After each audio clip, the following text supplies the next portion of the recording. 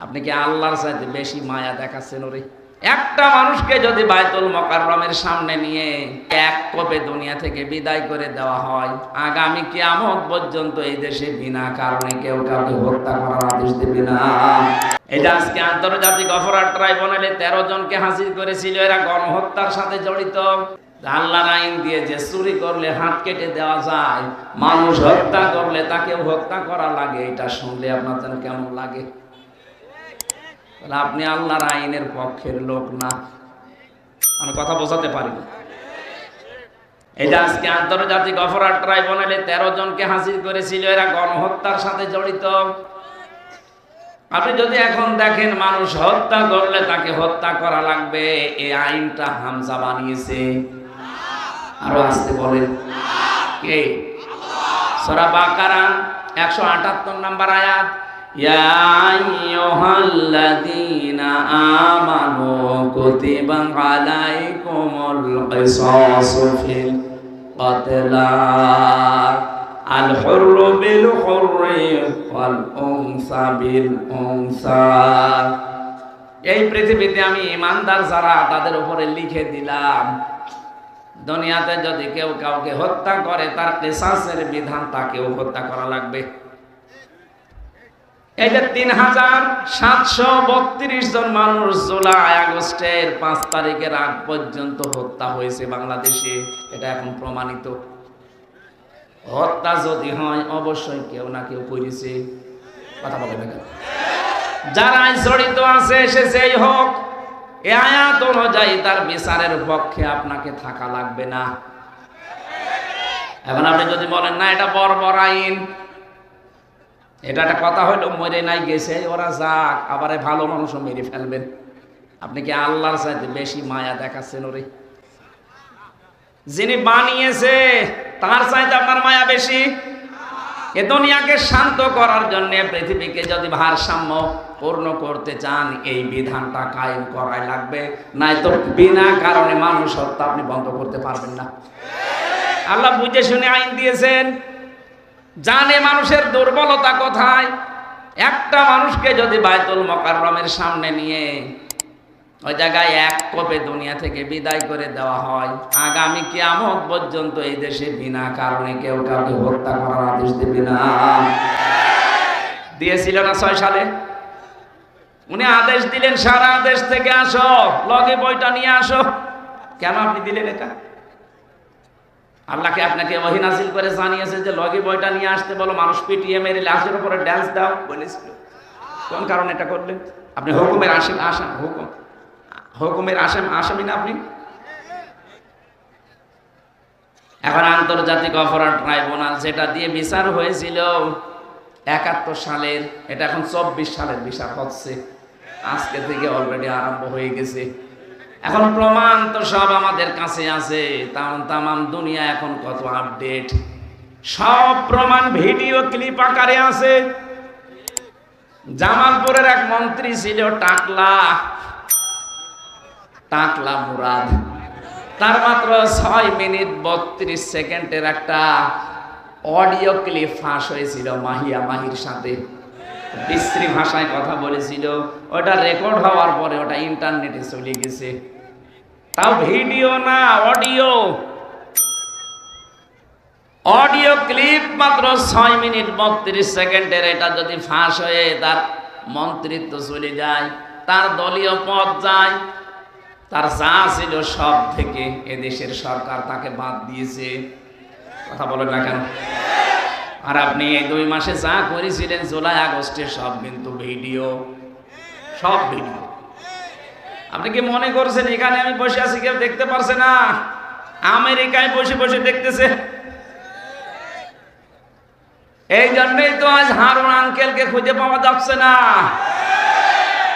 যে বিপ্লব কুমার সরকার পাওয়া যাচ্ছে না, জানে যে যেখান থেকে যাই করেছি আমি মাটির নিচে বসে সিদ্ধান্ত নিলে ওখানে ওইটা ওরা ফিট করে রেখেছে। এত উন্নত তারা।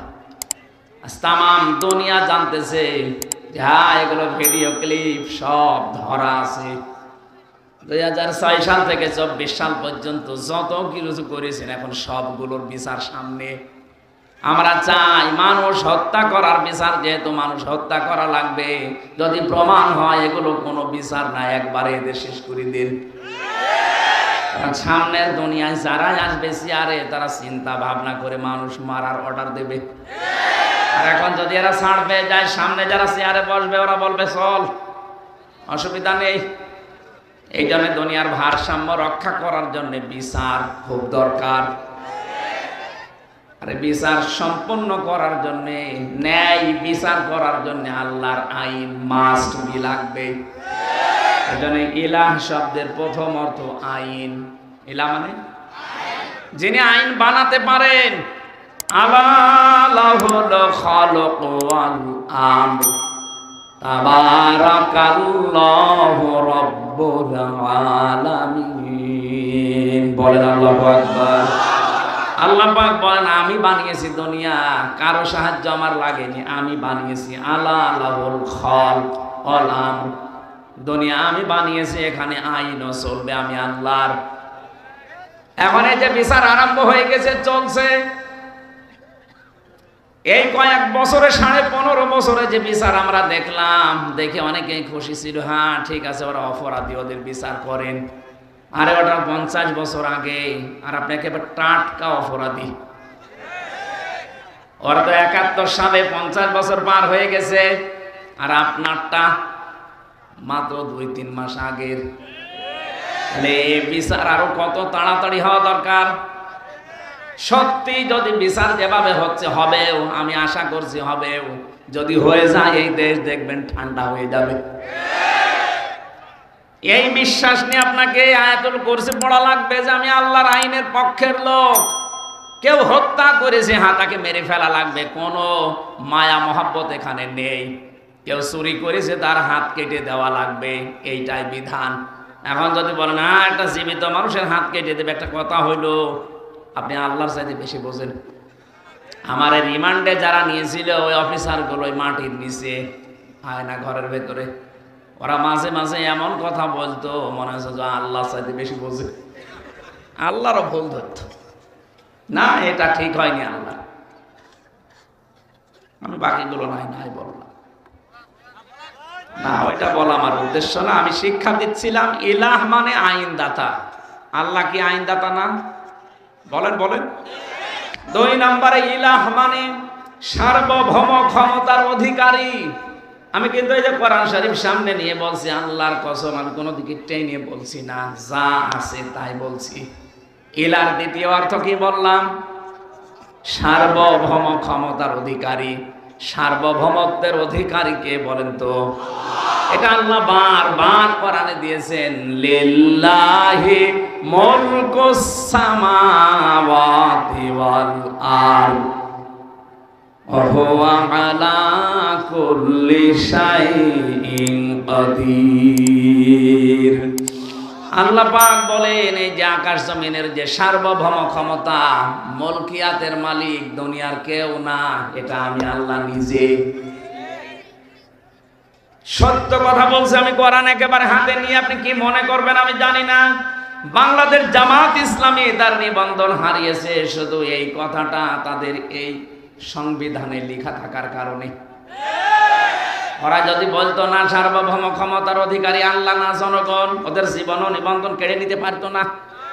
কারণ এই দেশে যারাই বলে সার্বভৌম ক্ষমতার অধিকারী, ক্ষমতার উৎস জনগণ, তাদের নিবন্ধন সব ঠিক আছে, তাদের তা কেড়ে নেওয়ার কোনো বুদ্ধি নেই। কিন্তু যারা বলে না আমরা জনগণকে ক্ষমতার উৎস মানি না, ক্ষমতার উৎস একচ্ছত্র মালিকানা আল্লাহর, এই জন্য এটা বাদ দিয়ে দিয়েছিল। পরবর্তীতে এখন আবার ফেরত দিয়ে দিয়েছে, কারণ ৯৬% মুসলমান এখানে বাস করে। এখানে বেশি এড়ি তেড়ি করে টিকে থাকা যাবে না। যা করা লাগবে এদের মাথায় কাঁঠাল ভেঙে করা লাগবে। ইলা শব্দের বাকি 2টা অর্থ বললে আপনি মেনে নিতে পারবেন না। রাগ হচ্ছে না যে কি গো, আমি আয়াতুল কুরসি পড়বো, সওয়াব হবে 1 করে 10টা, আর এ কি বলে? অথচ আয়াতুল কুরসির প্রথম শব্দ ইলাহ, আল্লাহু লা ইলাহা। ইলাহ নে কথা বলছে না কেন? ইলা শব্দের প্রথম অর্থ আইনদাতা। আল্লাহ ছাড়া কেউ আইন দিতে পারে না। আল্লাহর আইন বাদ দিয়ে অন্য আইন যারা মানে সে কাফির। এমনকি আল্লাহর আইন বাদ দিয়ে অন্য কোন আইন দিয়ে যদি কেউ বিচার করে সেও কাফির। এটা আমি বানালাম না, মানে অমাল্লাম ইয়াহকুম বিমা আনজালাল্লাহু ফাউলাইকা হুমুল কাফিরুন। যারা আমার নাযিলকৃত বিধান দিয়ে বিচার করে না, ফায়সালা দেয় না, আমি আল্লাহ বলছি ওরা কাফের, ওরা ফাসিক, ওরা জালিম। 53 বছর দেশটা স্বাধীন হয়েছে, আজ পর্যন্ত তো আল্লাহর বিধান দিয়ে বিচারে দেশে হলো না। অথচ যারাই বিচারপতি দেখবেন অধিকাংশ গুলোই মুসলমান। এই যে কালা মানিক, শামসুদ্দিন চৌধুরী মানিক, কত সুন্দর নাম দেখেছেন, বিসি উড়িয়ে গেছে, এখন টের পাচ্ছে। আজকে আদালতে তুলেছিল, চোরের মতো যাচ্ছে না। আমি যে বিষয়টা বোঝানোর জন্য বারবার রিপিট করছি, এরপরও যদি ছাত্র যারা আছেন, ছাত্রী যারা আছেন না বোঝেন, আমি কিন্তু আবার ফের ওই শুরুতে চলে যাব। আপনি আয়াতুল কুরসি পড়ে জীবনে আজরাইলের হাত থেকে বেঁচে থাকতে চান, আজরাইল যেন কষ্ট না দেয়। মায়ের স্তনে মুখ লাগানো অবস্থায় মানুষ যেমন ঘুমিয়ে পড়ে, আপনি ওইভাবে ঘুমিয়ে পড়তে চান। তো একটা রিকোয়েস্ট, আপনি যদি এই চ্যানেলে নতুন এসে থাকেন অথবা সাবস্ক্রাইব না করে থাকেন, অনুগ্রহ করে এখনই সাবস্ক্রাইব করে পাশে বেল আইকনটি বাজিয়ে অল নোটিফিকেশন সিলেক্ট করে দিন।